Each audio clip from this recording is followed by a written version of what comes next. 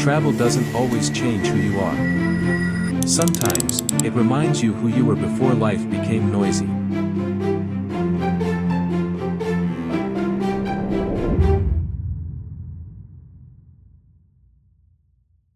In March 2019, I took a 4-day journey from Nairobi to Mombasa and back, a short trip on the map, but one that quietly stayed with me.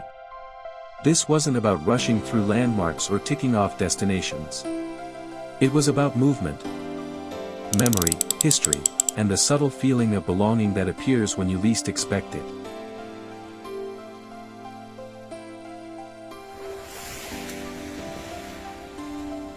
The journey began before the city fully woke up. Early in the morning, I boarded the speed train from Nairobi to Mombasa. As the train pulled away from the station, the chaos of the city slowly dissolved. Buildings gave way to open land. Roads thinned out. The noise softened. There's something deeply calming about watching landscapes change without effort. No steering wheel, no traffic, no urgency. Just motion. The train glided smoothly through Kenya's countryside, cutting across vast plains and distant horizons. The further we moved from Nairobi, the more the world seemed to breathe. Time slowed. Thoughts settled.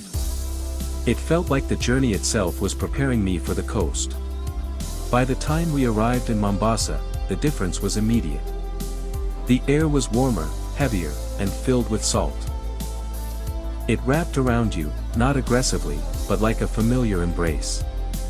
I checked in at Serena Beach Resort and Spa, where the architecture blends effortlessly with the oceanfront, open spaces, tropical greenery, and a quiet elegance that invites you to pause. There was no rush to do anything that day. I walked along the shore. The sand was cool beneath my feet, and the waves moved with a steady rhythm, indifferent to time, schedules, or plans.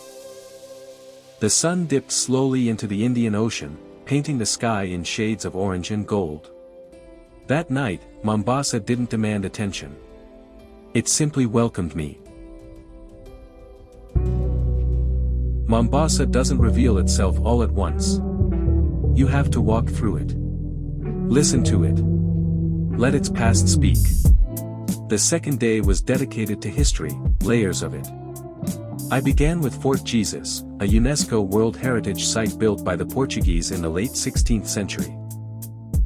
Standing inside its thick stone walls, you can feel the weight of centuries. This fortress has seen power change hands, from the Portuguese to the Omanis, and later the British. Cannons still face the ocean, frozen in time, reminders of how Mombasa was once a key gateway in global trade and conflict. Fort Jesus isn't just a structure, it's evidence of ambition, resistance, and survival. From there, I wandered into Mombasa Old Town. Narrow streets, weathered buildings, and carved wooden doors tell stories without words. The Swahili influence is everywhere, in the architecture, the language, the pace of life. Ancient mosques like Nara Mosque, dating back to around 1300, stand quietly among modern life, unbothered by time. Every corner felt lived in. Real. Honest. The journey through history continued with visits to the Elephant Tusk Monument, the haunting remains of Jumba la Mtwana, a 14th-century Swahili settlement, and sites that carry heavier memories, the slave market, the Portuguese chapel, and the World War II cemetery. These places aren't comfortable. But they're necessary. They remind you that beauty and pain often exist side by side. That coastal breezes once carried both trade and suffering. And that history, when faced honestly, deepens your understanding of the present. By the end of the day, Mombasa felt less like a tourist destination and more like a living archive.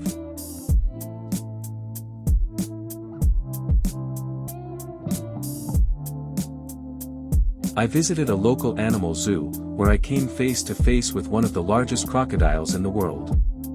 Seeing such a creature up close is humbling.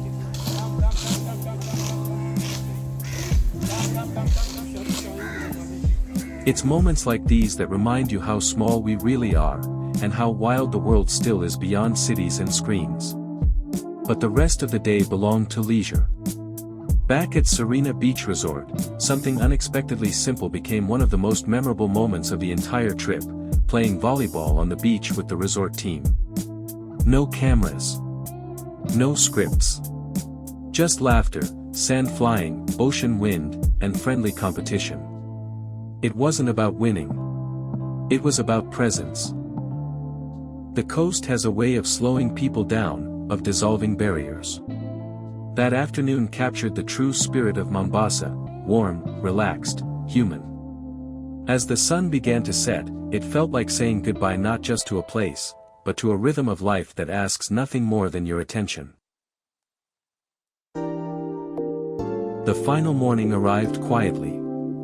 I boarded the speed train back to Nairobi, retracing the same route, but the journey felt different. Familiar landscapes rolled past the window, but now they carried memories. The 8-hour ride became a time for reflection. Trips like this don't overwhelm you with transformation. Instead, they settle gently into your thoughts, revealing their meaning slowly, days, weeks, sometimes years later. Back in Nairobi, the journey took a deeply personal turn. Reconnecting with members of the Hunza diaspora living in the city. The shared stories, laughter, and dinner felt like home, even thousands of kilometers away from the mountains. Travel introduces you to places. People give those places meaning. As the night ended, Gohar Ayub kindly dropped me at Nairobi airport. Standing there, ready to depart, the trip came full circle, from movement to stillness, from exploration to connection. This 4-day journey wasn't about luxury or adventure alone. It was about balance. Between history and leisure. Between solitude and community. Between the coast and the capital. Nairobi to Mombasa, and back, offered more than memories. It offered perspective. A reminder that sometimes, the most meaningful journeys are the ones that quietly stay with you long after you return. And this one did.